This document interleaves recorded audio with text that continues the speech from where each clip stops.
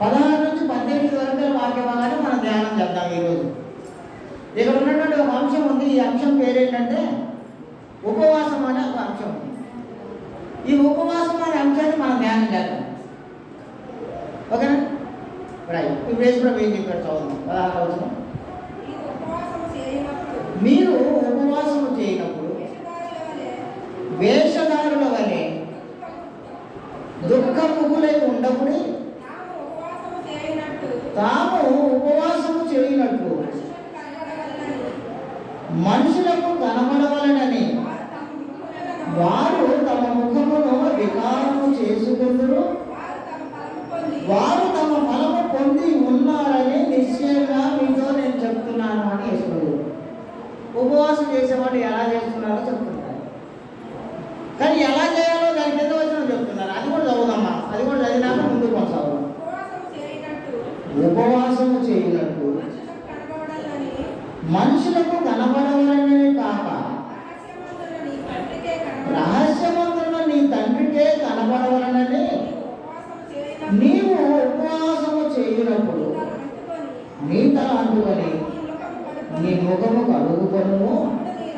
అప్పుడు రహస్యమందు చూస్తున్న నీ తండ్రి నీకు ఎదురాలి. సార్, ఉపవాసం చేయడానికి గురించి చూస్తున్నాను. ఇప్పుడు ఈ ఉపవాసం చేసేవాళ్ళు ఎలా చేస్తున్నారో ముందు చెప్పారు యేసుప్రభు. నేనే చెప్పాలి. యేసుప్రభు చెప్పారు ఉపవాసం చేసేవాళ్ళు ఎలా చేస్తున్నారో చెప్పి మీరు అలా చేయొద్దు అని ఏం చేయాలో కూడా చెప్పారు ఆయనే. ఈ రెండు ఆయనే చెప్పారు. ఎదురేది సార్, రెండు కూడా ఆయనే చెప్పారు. ఒకవేళ నేను ఇలా అనగానే మనం పోయినసారి ఇక్కడ ఈ గుడ్ ఫ్రైడే అని ఈ శ్రమ దినాలని ఉపవాస దినాలని జరుగుతున్నప్పుడు మనం లెసన్ చెప్తే అందరికీ కోపం వచ్చింది చాలామందికి. వాళ్ళు ఏమనుకున్నారంటే నోవాయి గారు మమ్మల్ని టార్గెట్ చేశారనుకున్నారు. కానీ కాదు, నేను ఎవరిని టార్గెట్ చేయలేదు. అసలు ఉన్న వాక్యం చెప్పాను. ఎందుకంటే నా మనసులో మండింది కనుక దేవుని పిల్లలు ఎలా ఉండాలో, దేవుని కుమారుడుకు ఎలా ఉండాలని చెప్పారో అలా ఉండకుండా వేరేలా ఉన్నారు కనుక నా హృదయం మండి ఆ వాక్యం తీసి కొంచెం గట్టి స్వరంతో చెప్పిన. అంతే, ఇది నాది కాదు. సరేమ్మా, ఇది నా సొంతం, నేనేం చెప్పలేదు. వాడు ఆడదంతే మనకెందుకు గారు అంటే అది కుదరదు అసలు ఎంత మాత్రం. మరి వాడిని రక్షించడానికే కదా మనం అందరం వచ్చింది లేదు మీద సత్యానందమయ్య గారు. ఒక ఆత్మను రక్షించడానికే వాక్యం తీసుకుని వస్తామా మనం, లేకపోతే మన గొప్ప ఘనతను సాధించుకోవడానికి చూసినామా? నాకెంత పేరుందో, నాకెంత అది ఉందో, నాకెంత ఇది ఉందో, నాకు అంత నా ఎనక అంత గొప్పతనం ఉందో ఇది తెలియజేయడానికి వాక్యం చెప్పడానికి వచ్చింది. మనం వాక్యం చెప్పడం వల్ల ఏంటి లాభం? ఒక్క ఆత్మనైనా మనం మనతో పాటు పరలోకం తీసుకెళ్ళాలి అని. అందుకే కదా వాక్యం చెప్పడానికి వచ్చేది. మరి ఇప్పుడు ఈ వాక్యాన్ని తీసుకొచ్చినటువంటి మనం వాడు ఆడజేస్తే మనకెందుకు గారు, వాడి కోపం వస్తే వాడు ఏదైనా చేస్తాడు గారు, ఇలాంటి మాటలకు విలువేడు తీసుకోకుండా ఉంటారు. ఎందుకు అలాంటి మాటలకు విలువే ఉంటుంది అసలు? వాడికి కూడా చెప్పడానికే కదా, బైబిల్ అందరి కోసం కదా. నశించిన వాడిని రక్షించడానికి ఉపయోగపడే అద్భుతమైనటువంటి దేవుని మాటలు నిగూఢమై ఉన్నటువంటి దేవుని గ్రంథం కదా ఇది, దేవుని మనసు కదా. మరి అందరికీ చెప్పాలి కదా. దేవుడు తన మనసులో ఏమనుకున్నారంటే, యెహెజ్కేలు గ్రంథాన్ని మనం చూస్తే ఒకసారి ఏమనుకున్నారంటే, దుష్టుడు మరణమునందుట చేత నాకేమైనా సంతోషం కలుగునా అని దేవుడు బాధ. 18వ అధ్యాయం, యెహెజ్కేలు గ్రంథం 18వ అధ్యాయం ఉంటుంది ఈ విషయం. దుష్టుడు మరణమునందుడి చేత నాకేమైనా సంతోషం కలుగునా అని దేవుడు ఒక ప్రశ్న వేశారు అందరికీ. ప్రశ్న వేసి దానికి సమాధానం కూడా ఆయన చెప్పారు. ఏం చెప్పారంటే, వాడు తన మనసు మార్చుకొని నా వైపు తిరుగుటయే నాకు ఇష్టం, నా సంతోషం అన్నారు. మరి వాడు దేవుని వైపు, వాడు ఒక దుష్టుడు నశించిపోకుండా వాడు దేవుని వైపు రావాలంటే మన బాధ్యత ఏంటంటే వాడికి దేవుని వాక్యాన్ని చెప్పడమే. వాడు తీసుకుంటాడు, తీసుకోడు, మన మీద కోపపడతాడు, మన మీద ద్వేషం పెంచుకుంటాడు, మనం రాళ్ళు తీసుకొని కొడతాడు, మన మీద పచ్చి బూతులు మాట్లాడతాడు, అది వాడి ఇష్టం. మనకేం సంబంధం లేదు. మనకేం సంబంధం? చెప్పవలసిన బాధ్యత మనందరి మీద. దీనిగా యేసుప్రభు ఏం చెప్పారంటే, కోత చాలా ఉందండి. పంట విస్తారంగా బండి ఉంది, ఆ కోత కోయడానికి పనివాడు మాత్రమే కొద్దిమంది ఉన్నారు. ఉన్న పని వాళ్ళలో దొంగలు ఉన్నారు, ఉన్న పని వాళ్ళలో బద్ధకస్తులు ఉన్నారు. ఉన్న పని వాళ్ళలో ఏదో ఒకటి మొక్కుబడిగా పనికి పోయి పొద్దున పోయి సాయంత్రం దాకా టైం గడికి వచ్చేవాళ్ళు ఉన్నారు. కానీ నిజమైనటువంటి పని చేసేవాళ్ళు పని వాళ్ళు తక్కువ ఉన్నారన్నారు. ఆ తక్కువ ఉన్నటువంటి పని వాళ్ళ శాతాన్ని పెంచడానికే దేవుడు మనకు ఒక బైబిల్ కాలేజ్ ఇచ్చారు. అనేక మందిని సువార్థికులుగా మార్చడానికి వెళ్ళి అనేక దుష్టులైనటువంటి వాళ్ళు మరణం నొందకుండా వాళ్ళు దేవుని వైపు తిరిగే విధంగా చేయడానికే మనకు ఒక గొప్ప అవకాశం ఇచ్చారు దేవుడు. ఎట్లా సందర్భం వచ్చిందని చెప్తాం మీకు. సెప్టెంబర్ 23వ తారీఖు అది డాక్టర్ పీటర్ సాల్మన్ గారి చేతుల మీదుగా ప్రారంభం చేస్తాం. నిన్ననే వచ్చింది అది డేట్. సత్యానందయ్య నిన్ననే వచ్చింది అది డేట్. ఈరోజు ప్రకటనలో చెప్తామని రాసిన, మరి ఆ సందర్భం వచ్చింది కాబట్టి ముందు చెప్తున్నాం మీ అందరికీ. లక్కీగా ఇది కూడా రికార్డు ఉంటుంది కాబట్టి అది ఇంకా మరీ మంచిది, ఇంకో 100 మంది చూసినట్టు. సెప్టెంబర్ 23వ తారీఖు వైరాలో బైబిల్ కాలేజ్ ప్రారంభించడానికి Peter Solomon sir, Emmanuel sir, Japakumar sir, వీళ్ళు మెయిన్ క్యాడర్ ముగ్గురు ఉన్నారు. వాళ్ళు ముగ్గురు వస్తారు, వాళ్ళ చేతుల మీదుగా ప్రారంభం చేస్తాం. దాన్ని వచ్చే నెల 23వ తారీఖు. అప్పటి నుంచి అనేక మందిని సువార్థికులుగా తయారు చేస్తాం మనం. అక్కడ అనేక ఆత్మలను రక్షించే యోధులుగా వాళ్ళందరినీ తీర్చిదిద్దుతాం. నేను ఒక్కడే కాకుండా, సత్యానందయ్య గారు ఒకడే కాకుండా, జుమ్మన్ ఒకడే కాకుండా, దావీదు ఒకడే కాకుండా, సౌలు ఒకడే కాకుండా అనేక మందిని బోధకులుగా తయారు చేస్తాం మనం, సువార్థికులుగా తయారు చేసేస్తాం. అప్పుడు అనేక ప్రదేశాలకు వెళ్ళి సువార్థికులుగా వెళ్ళి వాళ్ళందరూ ఆత్మలను రక్షించేస్తారు. కోత విస్తారంగా ఉంది, పని వాళ్ళు తక్కువ మంది ఉన్నారే అని దేవుని బాధ ఏదైతే ఉందో ఆ బాధని తీర్చడం కోసం మనకు ఒక అవకాశం ఇచ్చారు. ఉపయోగించేసుకుందాం, వాడుకుందాం దీన్ని. దేవుడు మీ అందరినీ దీవించి ఆశీర్వదించుతారు. ఇప్పుడు లేఖనంలో వెళ్ళి దేవుని మనసు ఏంటో చూద్దాం. దాన్ని ఆయన కుమారుడైనటువంటి యేసుక్రీస్తు మనందరికీ అర్థమయ్యే విధంగా ఏం చెప్పారో చూద్దాం. ఉపవాసాన్ని గురించి చూద్దాం. సరే వచ్చాను. ఉపవాసం చేసేటప్పుడు ఎలా చేయకూడదో చెప్పారు యేసు. ఎలా చేయకూడదట? మనుషులందరికీ కనపడేలా చేయకూడదు అన్నారు. వాళ్ళందరికీ కనపడాలని నీ ముఖం అంతా పీక్కుపోయినట్టు వికారంగా పెట్టుకొని వాళ్ళ మధ్యలో తిరుగుతున్నావాడిని. అట్లా నువ్వు ఉండకూడదు. ఇది ఇలా ఉంటే ఉపవాసం చేసినట్లు పక్కవాడికి కూడా తెలియకూడదు. ఉపవాసం చేయమంటే మనం కొన్ని డేట్లు పెట్టుకుంటాం. ఈ రోజు నుంచి ఈ రోజు వరకు 40 రోజుల ఉపవాసాన్ని పెట్టుకుంటాం. ఇజ్రాయెల్ సార్ యేసు ప్రభు ఏం చెప్పారంటే, నువ్వు ఉపవాసం చేసినట్టు పక్కవాడికి కూడా తెలియకూడదు చేయమన్నారు. బైబిల్ అలాగే చెప్పారు, యేసు ప్రభు స్వయాన చెప్పారు. ఇప్పుడు మనం ఏం చేస్తున్నాం అంటే, మనమని కాదు, క్రైస్తవ సమాజాలు ఏం చేస్తున్నాయంటే ఒక డేట్ పెడుతున్నారు. పలానా డేట్ నుంచి ఈ 40 రోజులు పలానా డేట్ వరకు వాళ్ళు పిల్లలు అందరూ వందనాలు డేట్ పెట్టేస్తున్నాం. ఇప్పుడు ప్రపంచానికి తెలియజేసేలాగా డేట్లు పెడుతున్నాం, పెట్టి ఉపవాసం చేస్తున్నాం. ఇది ఎలా ఉంటే ఇంకొక బ్యాచ్ రెడీ అయిపోయారు. వాళ్ళు ఏం చేస్తున్నారో తెలుసా? దావీద్ సార్ వాళ్ళు ఏం చేస్తున్నారో తెలుసా? ఇంకొక బ్యాచ్ వచ్చి దానికోసం ఒక ప్రత్యేకమైనటువంటి డ్రెస్సులు కుట్టించుకొని, సుధాకర్ సార్ ప్రత్యేకమైనటువంటి డ్రెస్సులు కుట్టించుకొని, కలర్ డ్రెస్సులు కుట్టించుకొని, నా ఘనత ఎంత ఉంది, నా గ్రేడ్ ఎంత ఉంది, నేను ఇన్ని సంవత్సరాల నుంచి చేస్తున్నా, అందుకే నాకు ఈ కలర్ కాదు నాకు ఆ కలర్ అని గొప్పతనాన్ని జనాల మధ్యలో చాటేసి. కానీ యేసు ప్రభు ఏం చెప్పారంటే, నువ్వు ఉపవాసం చేస్తున్న సంగతి పక్కడికి కూడా తెలియదు కాదు. మరి యేసు ప్రభు చేశాడు కాబట్టి నేను చేస్తున్నాను. సరే యేసు ప్రభు ఎలాగ ఉపవాసం చేశాడు చూస్తాం ఒకసారి. ఎలా చేశారట ఆయన ఉపవాసాన్ని? హాఫ్ డే చేశారా? ఎన్ని రోజులు చేశారు? ఎలా చేశారు? 40 పగళ్ళు 40 అంటే ఒక ఫుల్ డే 24 అవర్స్ చేశారు. 40 రోజులు యేసు ప్రభు ఉపవాసం చేసిందని మనం ఏప్రిల్ నెల రాగానే ఒకటి పెట్టుకొని ఒక ఉపవాస దినాలని చేస్తుంటాం. అవి ఎలా చేస్తుంటామో తెలుసా మనం? ఎలా చేశాడు యేసు ప్రభు? ఒక ఏలియా ఎలా చేశాడు? ఒక మోషే ఎలా చేశాడు? ఒక యెషయా గారు ఎలా చేశారు? ఇప్పుడు ఇవన్నీ మనం ఆలోచిస్తున్నప్పుడు యేసు ప్రభు ఎలా చేశారు? ఉదయం నుండి సాయంత్రం వరకు, అనగా మొదలుపెట్టిన రోజు నుంచి 40 రోజుల వరకు ఆయన ఏం తెలియదు. ఏం తినలేదు. కానీ మనం యేసుప్రభు చేశాడని మనం చేస్తున్నాం. మనం ఏం చేస్తున్నామో తెలుసా? హాఫ్ డే, పూర్తి హాఫ్ డే కూడా ఉండదు సుమి. నాకు తెలిసి పూర్తి హాఫ్ డే కూడా చేయరు వీళ్ళు. పొద్దునే నిద్ర లేవగానే ఏదో ఒకటి కడుపులో వేసేసుకుంటాం. మధ్యాహ్నం 3 ప్రేరుకు పోయి అంతవరకే ఉపవాసం. అవునా?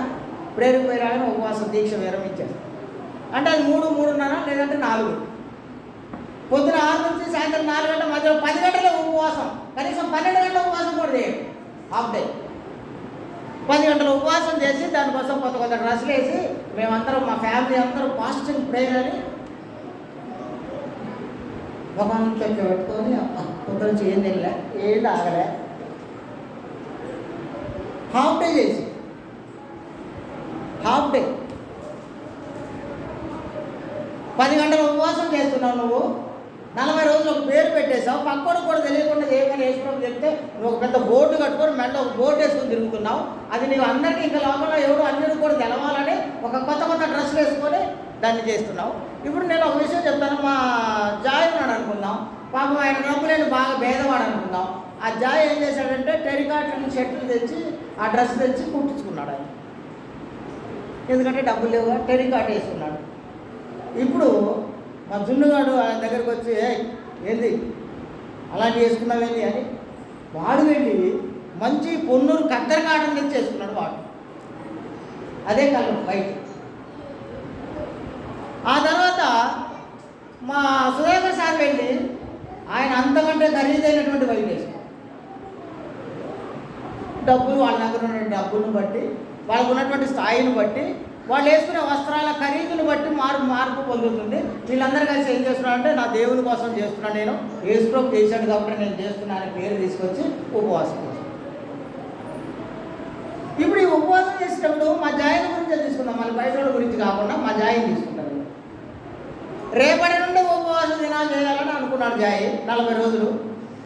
ఏం చేశాడంటే ముందు రోజు ఆ సమాధుల మీద వెళ్ళి కూర్చొని బాగా తాగేసి బాగా మాంసం తినేసి ఎట్లా పడితే అట్లా ఇష్టంగా రాజ్యాంగం చేసేసి ఇవాళతో ఇది 40 రోజులు వదిలేస్తున్నాను నేను అని అక్కడ పోయి మళ్ళీ వెళ్ళి 40 రోజులు ఉపవాసానికి పోయాడు.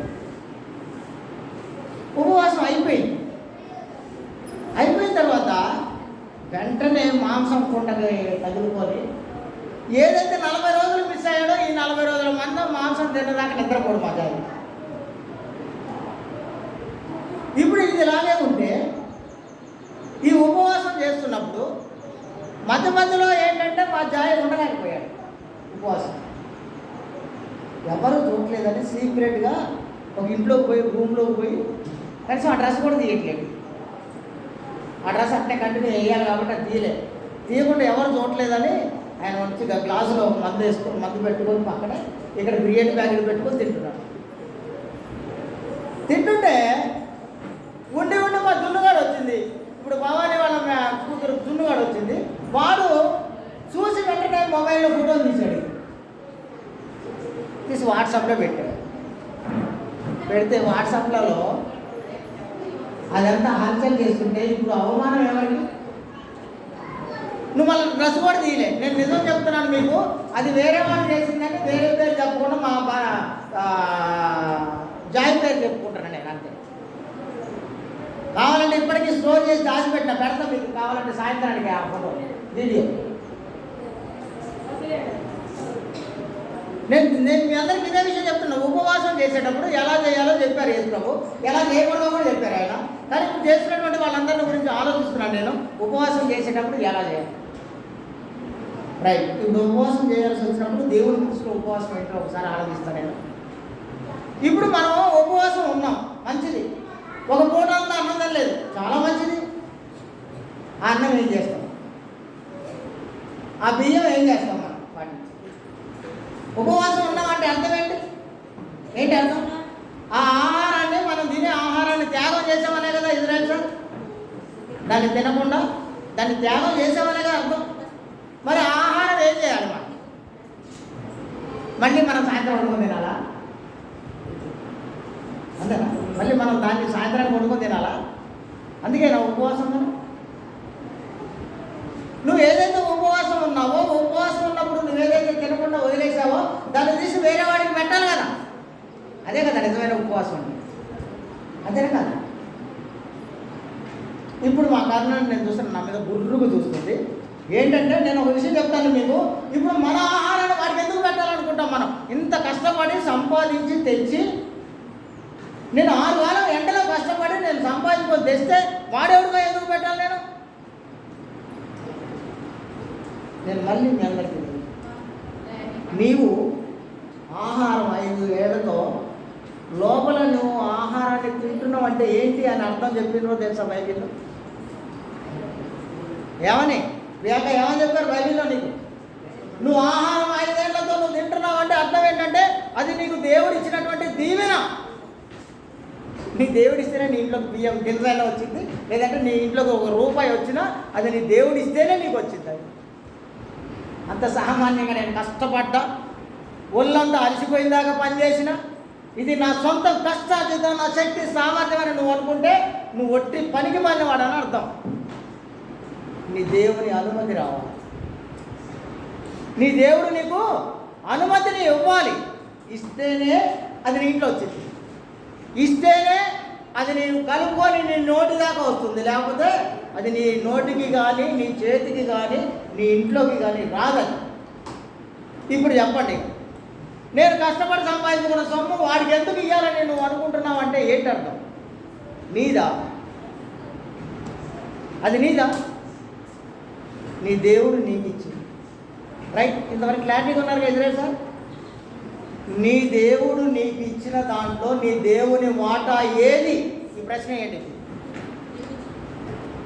సుధాకర్ సార్? నీ దేవుడు నీకు ఇచ్చిన దాంట్లో నువ్వు నీ దేవునికి ఇచ్చే వాటా ఏది? మన ప్రతి ఇంట్లో దేవుడు మనకిస్తేనే మన నోట్లోకి భోజనం పోతుంది. మన దేవుడు మనకిస్తేనే మన ఇంట్లో రూపాయి వచ్చేస్తుంది. వచ్చినటువంటి ఆ ఆహారంలో కానీ, వచ్చినటువంటి ఆ డబ్బుల్లో కానీ, మనకు వచ్చినటువంటి ఘనతలో కానీ, మనకి ఇవ్వబడినటువంటి సమయంలో కానీ దేవుని వాటా ఏది? దేవుని వాటా? చినిగిపోయిన 10 రూపాయలు, లేదా ఏదో మొత్తం మన సమస్తాన్ని దోచి తెచ్చి ఇక్కడ దేవుడికి వేస్తున్నట్టుగా ఆ 10 రూపాయలు లేదా 20 రూపాయలు లేదా 50 రూపాయలు లేదా 100 రూపాయలు ఇంతేనా దేవుని వాటా? మనకేం లేదా? దేవుడు మనకిచ్చిన దాంట్లో మన వాటా ఏది? మనము దేవునికి ఇవ్వవలసినటువంటి వాటా ఏది? మళ్ళీ పైపెత్తి మనమేమనుకుంటా అంటే బాగా కష్టపడి శ్రమపడి నేను సంపాదించుకొని తెచ్చి అయ్యగారికి ఇవ్వడం ఏంది అనుకుంటాం. ఇది అయ్యగారికి ఇవ్వడం అనే ఆప్షన్ మనకు రావడం వల్ల ఇచ్చడానికి మనకు మనసు రావట్లేదు. అసలు మనం మన దేవునికి ఇస్తున్నాం, దేవుని సేవకి ఇస్తున్నాం, దేవుని పని జరగడానికి ఇస్తున్నాం. కోత విస్తారంగా ఉంది, పనివాళ్ళు లేరు. అసలు ఉన్న పనివాడు జీతం దొరక వాడు మామూలు పనులలో పడి ఆ దేశంలో పడిపోయి, వాడు లోకంలో పడిపోయి, వాడు దేవుని సేవ చేయడం మర్చిపోయి వేరు పనులు చేసుకుంటున్నారు. ఇలా పనులు చేసుకుంటున్నటువంటి ఆ కోత కోసే పని వారికి ఉపయోగపడతాయి. నా దేవుడు ఇచ్చినటువంటి డబ్బులో నా దేవుని వాటా నేను ఇచ్చేస్తే ఈ జ్ఞానం కలగట్లేదు అసలు. అందుకే మళ్ళీ ప్రశ్న అడుగుతున్నాను నేను, మళ్ళీ మీ అందరినీ మళ్ళీ ప్రశ్న అడుగుతున్నాను. ప్రతి ఒక్కలను దేవుడు మనకిచ్చినటువంటి ధనములో కానీ, దేవుడు మనకిచ్చినటువంటి ఆహారంలో కానీ, దేవుడు మనకిచ్చినటువంటి ధన్యత ఆధిక్యతలో కానీ దేవుని వాటా ఏది? మనం దేవునికి ఇచ్చే వాటా? మీరు వేసుకోండి ప్రశ్న, మాటికి మీ మనసులో వేసేసుకోండి ప్రశ్న. దేవునికి ఇవ్వాల్సినటువంటి వాటా ఏది? దేవుని కొరకు జీవించే మనమందరము దేవునికి ఇవ్వవలసినటువంటి వాటా ఏది? దీన్ని ఇలాగే ఉంటుంది. నేను ఒకసారి 58వ అధ్యాయం, యెషయా గ్రంథం 58వ అధ్యాయం 3 నుంచి 6 వరకు గల వాక్య భాగాన్ని ఒకసారి ధ్యానం చేస్తాను నేను మీ మధ్యలో. ఈ ఉపవాసాన్ని గురించి ఆలోచిస్తున్నప్పుడు, ఈ ఉపవాసం జరిగించాలని అనుకున్నప్పుడు, ఈ ఉపవాసంలో ఉన్నటువంటి కార్యాలన్నింటినీ ఆలోచిస్తున్నప్పుడు, నేను మీ అందరినీ ఒకసారి ఉపవాసం చేస్తే దేవుడు మన ఉపవాసాన్ని అంగీకరించట్లేదు, మన మాటలు వినడం లేదు. దేవుడు ఎందుకు వినడం లేదో, ఎందుకు మనకు కావాల్సినట్టు సమకూర్చట్లేదో ఆలోచిస్తాను నేను ఒకసారి. 3వ వచనం, 4వ వచనం, 5వ వచనం, 6వ వచనం, యెషయా గ్రంథం 58వ అధ్యాయం. మేము ఉపవాసం ఉండగా నీవెందుకు చూడవు? మేము ఉపవాసం ఉండగా నీవెందుకు చూడవు? మేము మా ప్రాణములను ఆయాసపరుచుకొనగా నీవెందుకు లక్ష్య పెట్టవు అని అందరూ మీ ఉపవాస దినమున అని అందరూ మీ ఉపవాస దినమున మేడం మీ ఉపవాస దినమున మీరు మీ వ్యాపారము మీ ఉపవాస దినమున మీరు మీ వ్యాపారములను చేయుదురు, మీ పని వారి చేత మీ పని వారి చేత కఠినమైన పని చేయించుదురు, మీరు కలహపడుచు వివాదములు చేయొచ్చు, అన్యాయముగా బుద్ధులాడుచు ఉపవాసం ఉంటారు. మీరు మీ కంఠధ్వని పరమున వినబడునట్లుగా మీరు ఇప్పుడు ఉపవాసము ఉండరు. అట్టి ఉపవాసము నాకు అనుకూలమా? ఈ ప్రశ్న వేశారు. నువ్వు ఉపవాసం ఉండేటప్పుడు ఎలా ఉపవాసం ఉంటావో దేవుడు రాయించారు ఏషియా గారితో. ఏం చేస్తారట? ఉపవాసం రోజు వ్యాపారాలు చేసుకుంటాం, ఉపవాసం ఉన్న రోజు ఉద్యోగాలు చూసుకుంటాం, ఉపవాసం ఉన్న రోజు అన్యాయం చేస్తాం, అక్రమం చేస్తాం, ఉపవాసం ఉన్న రోజు అన్నీ చేయకూడని కార్యాలన్నీ చేసేస్తాం. అంత మాత్రమే కాదు, ఒకరికొకరు ఉపవాసం అయితే ఉంటారు, ఉండి గొడవపడతాం. ఇప్పుడు దీని దగ్గర నా దగ్గర ఒక మంచి జోక్ ఉంది దీని గురించి. దున్నుగా అడిగారు కాదు అంటే అందరికీ వాళ్ళు ఇట్లా ఆడ పేరు పెట్టుకోవడం కానీ అందరికీ. ఇప్పుడు దున్నుగాడను మేడం ఇద్దరు ఉపవాసం ఉంటున్నారు. ఒకరికొకరికి గొడవ వచ్చింది. గొడవ వచ్చినాక ఉపవాసం ఉన్నప్పుడు కూతురు మాట్లాడుకోకూడదని వాళ్ళిద్దరు ఏం మాట్లాడుకుంటున్నారు తెలుసా? అంతా బైబిల్ భాష మాట్లాడతారు. దీంట్లో మనందరికీ ఒకటి ఉంటుంది, మనందరినీ ఒక బ్యాచ్ అంటుంటారు. ఏమంటారు తెలుసా మనని? వీళ్ళంతా హల్లెలూయా బ్యాచ్ అంటారు. అంటే ఏంటంటే ఏదున్నా ముందు ఆ పదాన్ని వాడకుండా ఉండరు. ఇప్పుడు మా మేడం ఏమన్నదంటే, అరే నువ్వు ఫలానా హల్లెలూయా వాడుకుంటాడా? వాడు రెండని హల్లెలూయా అన్నాడు, వాడు 2 సార్లు హల్లెలూయా అన్నాడు వాడు. అంటే చివరికి ఉపవాసంలో ఉండి కూడా మనం ఏం చేస్తున్నామంటే ఒకరికొకరు ఘర్షణ పడుతుంటాం. ఒకడంటే ఒకరికి సరిపడదు, మనకి తన్నులాట బుద్ధులాట. అంత మాత్రమే కాదు, మనం పని చేస్తూనే ఉంటాం, మన ఇంట్లో ఉన్నవాడు కూడా పని చేస్తూనే ఉంటాడు. కానీ మనం వచ్చి బయటికి రోడ్డు మీద ఏం చేస్తామంటే మనం ఉపవాసం ఉన్నాం. మరి ఇది నాకు అనుకూలమా అని ప్రశ్న వేశారు దేవుడు. ఇప్పుడు ఇది నాకు అనుకూలమేనా అన్నారు. ఇలాంటి ఉపవాసం మీరు ఉంటే అది నాకు అనుకూలమా అన్నారు. మరి ఏది ఆయనకు అనుకూలం? చదవండి, ఇప్పుడు 5వ వచనం చదవండి ఒకసారి. అట్టి ఉపవాసము నాకు అనుకూలమా? మనుషుడు తన ప్రాణమును బాధపరుచుకోవలసిన దినము అట్టిదేనా? ఒకడు జమ్ము వలె తల వంచుకొని గోనె పట్ట కట్టుకొని బూడిద పరుచుకొని కూర్చుంటున్న ఉపవాసమా? అట్టి ఉపవాసము యెహోవాకు ప్రీతికరమని మీరు అనుకొందురా? ఇలాంటి ఉపవాసమా? నువ్వు ఉపవాసం ఉన్నాని ముఖం వికారం చేసుకొని ఉపవాసం ఉన్నాను ముఖం అంతా పీకిపోయిందాక తిరిగి నువ్వు అలా ఉండి తన్నులాడి గుద్దులాడి వాడిని కొట్టి వీళ్ళు కొట్టి వాడికి అన్యాయం చేసి వీడికి అన్యాయం చేసి వ్యాపారాలు చేసి నీ ఇష్టం వచ్చినట్టుగా నువ్వు జీవిస్తూ ఉపవాసం ఉంటే అది నాకు అనుకూలమా? అది దేవుడికి అనుకూలమేనా అని అడిగారు. దాని కింద వచ్చిన 6వ వచనం వచ్చింది చూడండి. మీరు ఏం ఉపవాసం చేయాలో? దుర్మార్గులు కట్టిన కట్టలు ఇప్పుడయు, కాడిమాను రేకులు తీయుటయు, బాధింపబడిన వారిని విడిపించుటయు, ప్రతి కాడిని విరుగగొట్టుటయు నేను ఏర్పాటు చేసుకునేటటువంటి ఉపవాసము కదా. కింద నీ ఆహారము ఆకలి ఒలిన వానికి పెట్టుటయు, నీ రక్త సంబంధికి ముఖము తప్పింపకుండుటయు, దిక్కుమాలిన పేదలను నీ ఇంట చేర్చుకుంటయు, వస్త్రహీనుడు కనబడినప్పుడు నీకు కనబడినప్పుడు వానికి వస్త్రములు ఇచ్చుటయు, ఇదియే కదా నాకు ఇష్టమైన ఉపవాసం అన్నారు. వీటిలో మనం ఎన్ని చేస్తున్నాం? ఒకసారి ఆలోచించండి. ఇవన్నీ ఒకసారి ఆలోచించండి. వీటిలో మనం ఎన్ని చేస్తున్నాం? మనం ఎన్ని చేయగలుగుతున్నాం? మహేశ్వర్ ఇక్కడ మహేశ్వర్, మనం వీటిలో ఎన్ని చేయగలుగుతున్నాం? దేవుడు చెప్పారు, ఎంత ఒక పెద్ద లిస్టు చదివి ఈ లిస్టులో ఉన్నటువంటి చేస్తేనే నాకు ఇష్టమైన ఉపవాసం అన్నారు. మనము ఆయనకి ఇష్టమైనటువంటి ఉపవాసం చేస్తున్నామా లేదా అని ప్రశ్న వేసుకుంటే మనం చేసే ఉపవాసంలో ఈ పాయింట్లన్నీ ఉన్నాయా? నేను ఇందాక అదే అడిగాను. మనం ఉపవాసం ఉన్నాం, ఈరోజు ఈ పూట మనం అన్నం తినకుండా ఉన్నాం. ఆ ఆహారాన్ని ఏం చేస్తున్నాం? మనం ఏం చేయాలని చెప్పబడింది బైబిల్. నువ్వు తినకుండా ఉన్నటువంటి ఆహారము లేనివాడికి ఆహారం లేనివాడికి పెట్టాలని బైబిల్ గ్రంథం చెప్తుంది. మనం ఏం చేస్తామంటే సాయంత్రం కొనుక్కొని తినేస్తాం మళ్ళీ.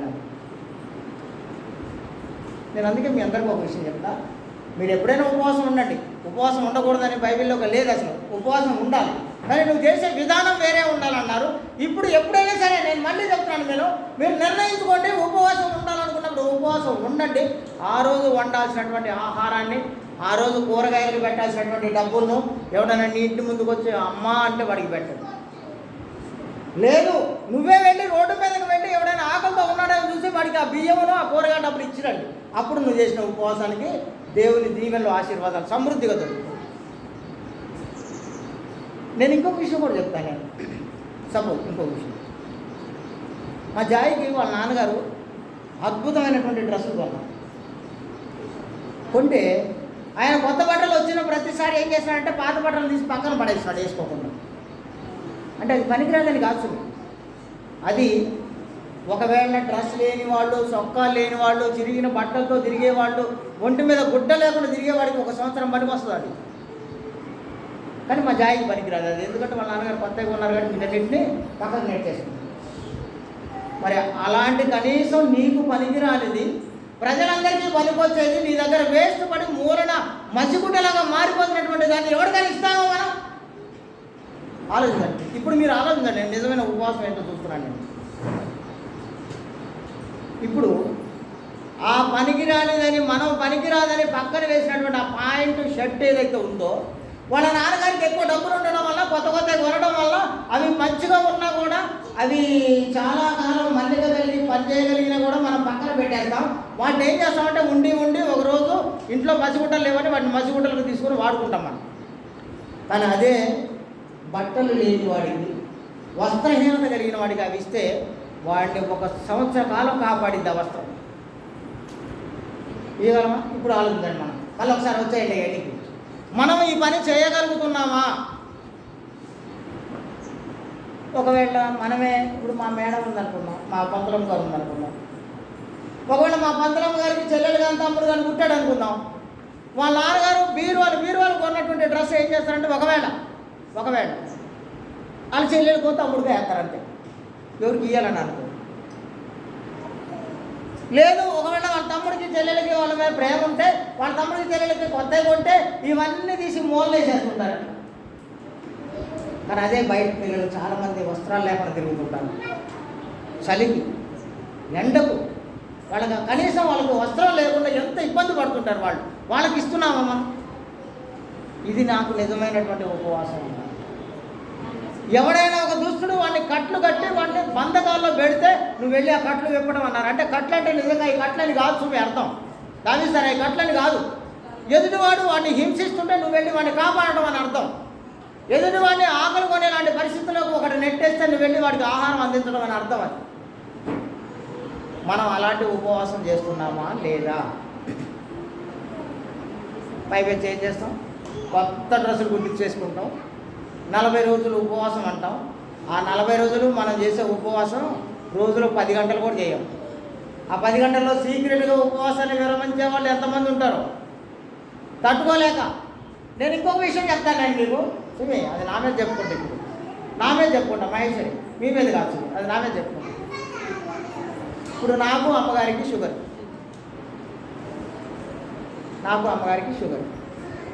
మేము ఆకలితో ఉండలేము.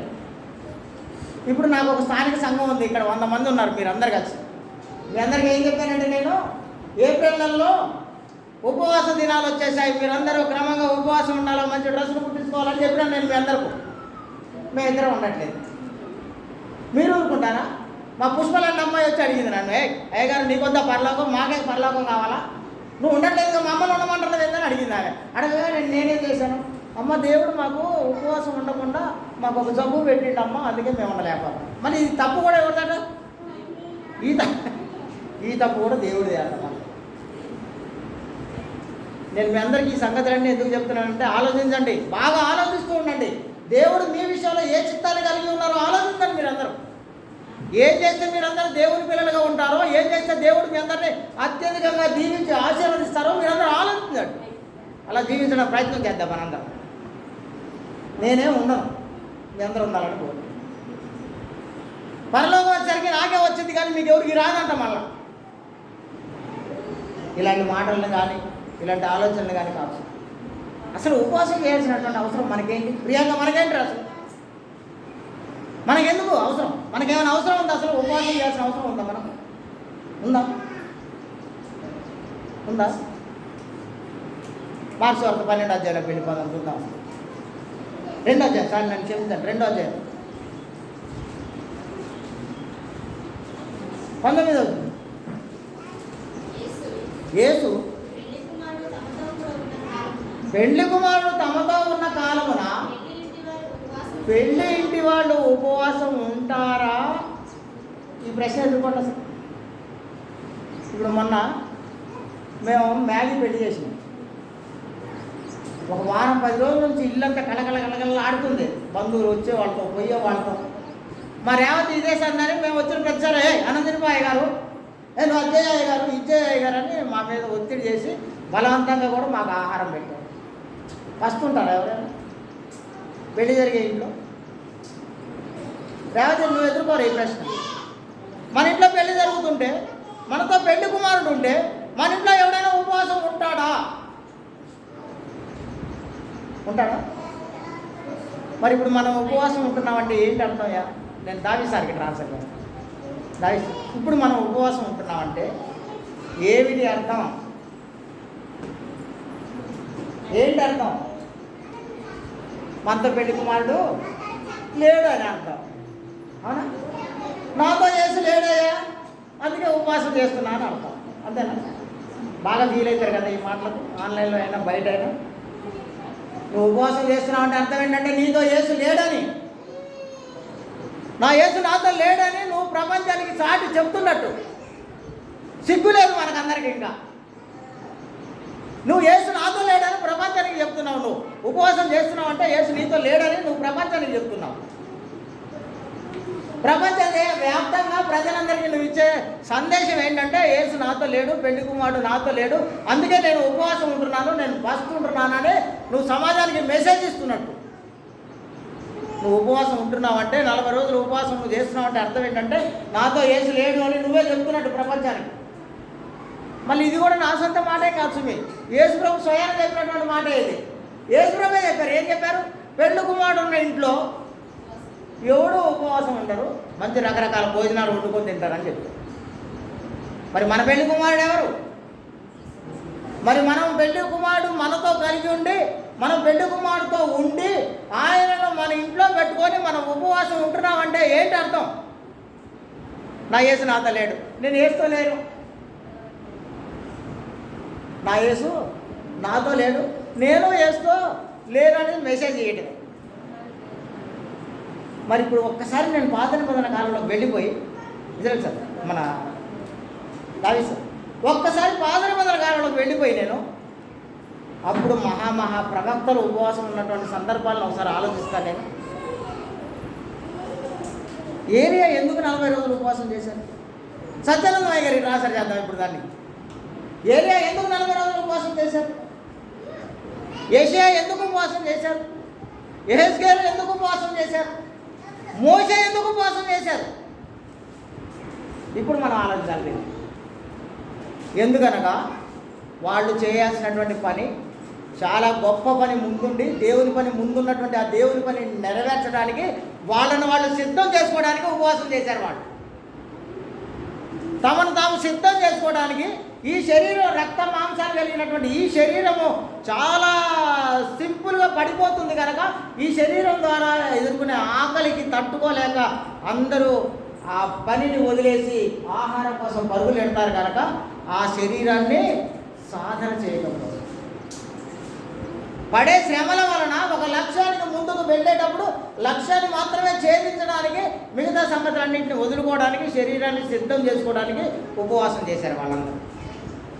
మరి యేసుప్రభు ఎందుకు చేశారా? ఏం పని చేయడం కోసం 40 రోజులు ఉపవాసం చేశారు యేసుప్రభు?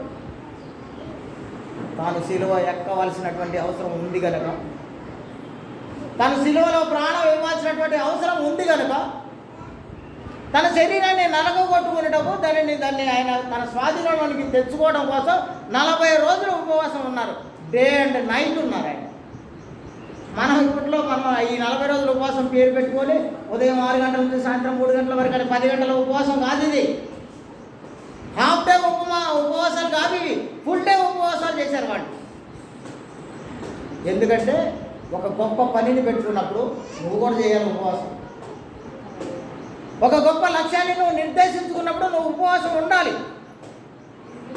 ఉండి ఆ లక్ష్యాన్ని ఛేదించడం కోసం ఉండాలి. అంతేగాని ఎదుటోడు చూడమన్నాడని, ఈ చర్చిలో ఈ నిర్ణయం ఉందని, సమాజం అంతా చేస్తున్నారని, మనం కూడా చేయకపోతే బాగున్నదని, అందరూ డ్రెస్సులు కుట్టించుకుంటున్నారని, మనం కుట్టించుకోకపోతే బాగున్నదని, మనం వండుకున్న అన్నం మనమే తినాలని, మనం వదిలేసిన అన్నం సాయంత్రం కొనుక్కొని తినాలని, ఇలా చేసే పనికి మారిన ఉపవాసం నీకు అవసరం లేదు అని చెప్పింది బైబిల్. నువ్వు ఉపవాసం ఉండాలని కూడా చెప్పారు. ఎందుకు ఉండాలంటే నీకంటూ ఒక లక్ష్యాన్ని ఏర్పాటు చేసుకున్నప్పుడు, నీకంటూ నువ్వు దేవుని కార్యాన్ని జరిగించాలని నువ్వు ఆలోచించినప్పుడు దాన్ని ఎదుర్కోవడానికి నువ్వు సిద్ధం చేసుకోవడానికి ఉపవాసం ఉండాలి. 24 గంటలు ఉండాలి. నువ్వు నీ శక్తి సామర్థ్యాన్ని బట్టి నిర్ణయించుకో. అది 1 రోజు ఉంటావా, 2 రోజులు ఉంటావా, 3 రోజులు ఉంటావా, నీ శరీరం ఎంతవరకు సహకరిస్తుందో చూసి 24 గంటలు ఉపవాసం ఉండు. హాఫ్ డే ఉండ మాకు. ఉంటే ఇటైనా ఉండు, లేదంటే అటైనా ఉండు. తింటే కడుపు నిండా తిను, లేదంటే మాత్రం ఉపవాసం ఉండు. ఒక ఫుల్ డే చెయ్యి. 1 రోజు ఉంటానని అనుకొని చెయ్యి, లేదంటే హాఫ్ డే ఉంటాను చెయ్యి. మధ్యలో ఉపవాసాలు విరమించడాలు ఉండవు. దానికి 3 గంటలకు తీసేసి తర్వాత మళ్ళీ పొద్దున మొదలుపెట్టేట్లు ఉండవు ఉపవాసాలు ఏవి. ఎవడైనా దీక్ష చేస్తున్నాడంటే అలా చేయరు ఎవరు కూడా, కానీ మనం చేస్తాం. కానీ నువ్వు ఉపవాసం ఉండాలని నువ్వు అనుకుంటే ఉండు. అది 1 రోజు ఉంటావా, 2 రోజులు ఉంటావా, నీ శక్తి, నీ మనసులో నువ్వు దాన్ని నిర్ణయించుకో. ఆ 2 రోజులు నువ్వు తినకుండా వదిలేసినటువంటి ఆహారం ఏదైతే ఉందో అది లేని వాడికి వెళ్ళి పెట్టు. నువ్వు తినకుండా వదిలేసినటువంటి ఆ గ్లాస్ బియ్యం కానీ, 1/2 కేజీ బియ్యం కానీ, 1/2 కేజీ బియ్యం కానీ తీసుకెళ్ళి లేని వాడికి పెట్టు. మళ్ళీ నువ్వు సాయంత్రం 2 రోజులు ఉన్న తర్వాత 3 రోజులు వండుకొని నువ్వు తినకూడదు. అది చూమి దాన్ని. నేను ఇదే ప్రశ్న మళ్ళీ అడుగుతున్నాను. దేవుడు నీకు ఇచ్చినటువంటి ఆహారాన్ని, దేవుడు నీకు ఇచ్చినటువంటి గొప్పతనాన్ని, దేవుడు నీకు ఇచ్చినటువంటి నీ ధనంలో దేవుని వాటా ఏం చేస్తున్నావు? ఏది దేవుని వాటా ఏది? ఈ ప్రశ్న ఎదుర్కోవాలి మనం. మాటికి ఇదే ఎదుర్కోవాలి మనం. దేవుని వాటా ఏది? దేవునికి ఇవ్వాల్సినటువంటి భాగము ఏది? మళ్ళీ నువ్వు తిరిగి తినడానికి కాదు. అది నువ్వు 2 రోజులు ఉపవాసం ఉన్నావా, లేదు 1 రోజే ఉపవాసం ఉన్నావా, ఆ ఆహారాన్ని నువ్వు తీసుకెళ్ళి లేనివాడికి పెట్టు. ఒకవేళ ఆ రోజు నీ ఇంటి ముందుకు ఎవరు రాకపోతే తెల్లారి వెయిట్ చేయి, దాన్ని తీసి పక్కన పెట్టు. ఒక మూట కట్టు, సంచి కట్టు. అది నీది కాదుగా. నువ్వు ఏదైతే వదిలేసావో అది ఇక నీది కాదు. వదిలేసిన దాన్ని నువ్వు తింటున్నావంటే అర్థం ఏంటో తెలుసా నీకు? మళ్ళీ మనసు ఫీల్గా అవుతుంది. మీరెవరు మనసులో ఫీల్గా అవుద్దని కోరుకుంటున్నాం. తెలియకపోవడం వల్ల మనం అలా చేస్తుంటాం. తెలిసిన తర్వాత ఎవరు చేయడు కూడా కాదు. వదిలేసిన దాన్ని మళ్ళీ మనమే తింటున్నామంటే ఏంటో తెలుసా? మనం ఎవరని మనం నేనేం అనట్లేదు. మీరు కుక్కలు అని నేను మిమ్మల్ని అన్నాం. బైబిల్ అదే రాశారు కనుక నేను అదే చెప్తున్నాను మీకు. మీరు నేనేదో అంటున్నాను మీరేం మనసులో వచ్చుకోవాల్సిన అవసరమే లేదు. మీరు మీది కాని ఆహారము, మీరు ఏదైతే ఉపవాసం ఉండి ఆ రోజు తినకుండా పెట్టారో ఆ ఆహారం నీది కాదు. పక్క వాళ్ళే వాడికి పెట్టాల్సిందే అది. నువ్వు అంతేగాని నువ్వు మళ్ళీ ఆపగా నీవు ఏదైతే ఉపవాసం ఉన్నావో అదే ఆహారాన్ని మళ్ళీ సాయంత్రానికి వండుకొని తినడానికి కాదు. అది వదిలేసిన ఆహారం. నువ్వు నీ దేవుడి కోసం ప్రతిష్ఠ చేసి నువ్వు ఉపవాసం ఉండటానికై నువ్వు ఉపయోగించుకున్నటువంటి ఆహారం పక్కవాడిది, అది నీది కాదు. ఆ పక్కవాడు ఎవడో కూడా దాని మీద ఏం పేరు లేదు. ఎవడు నీ ఇంటి ముందుకు వస్తే వాడిది అది. మళ్ళీ నువ్వు తిరిగి తినేది కాదు అది. మళ్ళీ చెప్తున్నాను, చేయాలనుకుంటే చేయండి ఉపవాసం. ఒక పని పెట్టుకోండి. ఈ పని దేవుడా నేను ఈ పని చేయాలి, ఈ పని చేయడానికి నా శరీరం సహకరించిందో లేదో, ఇప్పుడు ఈ శరీరాన్ని నేను సాధువు చేసుకోవడం కోసం ఉపవాసం ఉంటున్నాను అని ప్రేర్ చేయండి. ఉపవాసం ఉండండి. ఉంటే కంటిన్యూగా ఉండండి. అది 24 గంటలు ఉంటామని చేసుకోండి, లేదా నేను 48 అవర్స్ ఉంటానని చేసుకోండి. మధ్యలో బ్రేక్ చేసే ఉపవాసం చేయొద్దు. అసలు మీరు బ్రేక్ చేసే ఉపవాసానికి అర్థమేముంది? ఈరోజు మా దావీ సార్ పరిసర ఆటానికి పోయి ఆయనకి టైం దొరకలేదు, మధ్యాహ్నం తినలేదు, సాయంత్రానికి తినేశాడు. ఈ మధ్యాహ్నం దాకా నేను ఉపవాసం ఉన్నాను చెప్పిండు అనుకోండి, అర్థం ఉందా? నీకు టైం లేదు కాబట్టి తెలియదు అంతే. నీ ఆహారం రెడీగా ఉంది అక్కడ, మళ్ళీ నువ్వు దాన్నే తింటావు కదా. ఏంటి దానికి ఉపవాసం అని పేరు ఎందుకు? ఇంకా దేవుడు మేము కానీ దీవించాలని ఆశీర్వదించాలని అనుకుంటాం మనం. ఉపవాసాలు ఉంటే మనం ఏమనుకుంటామంటే అబ్బా ఏం భక్తి చేసాం మనం, దేవుడి మీద ఎంత భక్తితో ఉన్నామని అనుకుంటాం. కానీ నీ భక్తి నిజమేనా? అది నిజమైనటువంటి భక్తేనా? నిజమైనటువంటి భక్తి ఏంటో చూసేద్దాం. మనం ఇక్కడ వాక్యాన్ని ఇక్కడ ముగించేద్దాం ఈ వారం. యాకోబు పత్రిక 1వ అధ్యాయం చివరి వచనం అనగా 27వ వచనాన్ని ముగించేద్దాం అక్కడ. రండి, నిజమైనటువంటి భక్తి ఏంటో, దేవుడికి అనుకూలమైనటువంటి భక్తి ఏంటో, దేవుడు సంతోషపడే భక్తి ఏంటో, దేవుని ఎడల మనకు ఉన్నటువంటి నిజమైన భక్తి ఏంటో తేల్చేద్దాం రండి. ఇప్పుడు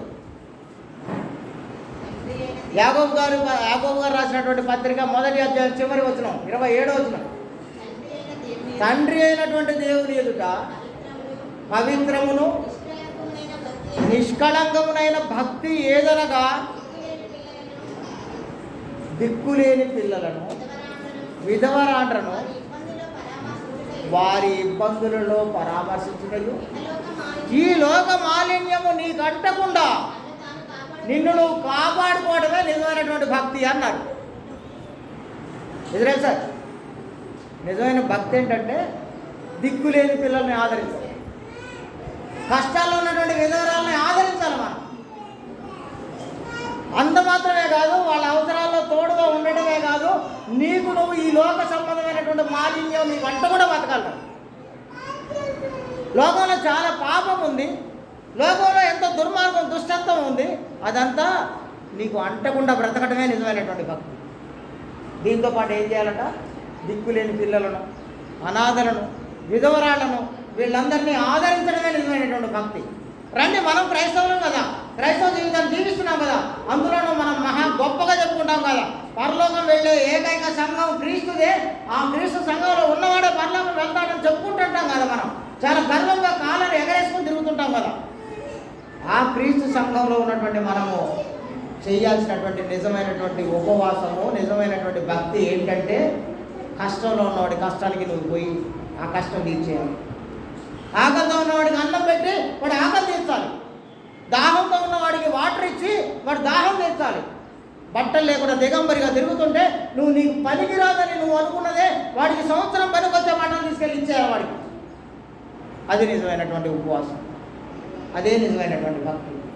అలాంటి భక్తిని ముందుకు కొనసాగించిన ఎవరైనాను సరే ఎలాంటి డౌట్ లేకుండా, దీన్నే ఇంగ్లీష్లో ఇంకొంచెం ముందుకు వెళ్ళి చెప్పాలంటే అన్డౌటెడ్లీ,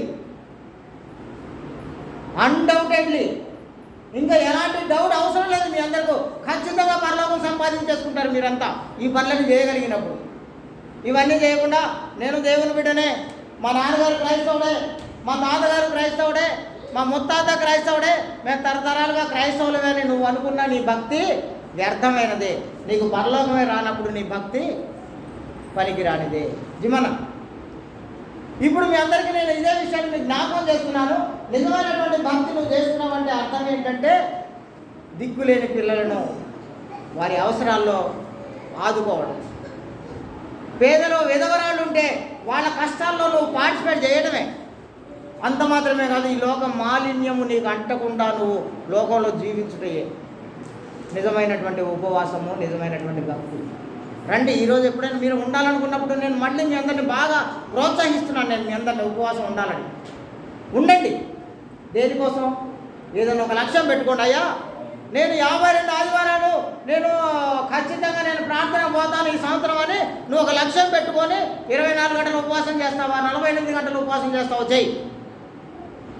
నువ్వు ఆ రోజు ఏదైతే నువ్వు ఆహారాన్ని తినకుండా వదిలేసావో అది నీది కాదు, పక్కవాడికి అందించండి, ఆపదలో ఉన్నవాడికి అందియండి. అప్పుడు అది నిజమైనటువంటి ఉపవాసం. Thank you. దేవుడు మీ అందరినీ దీవించి ఆశ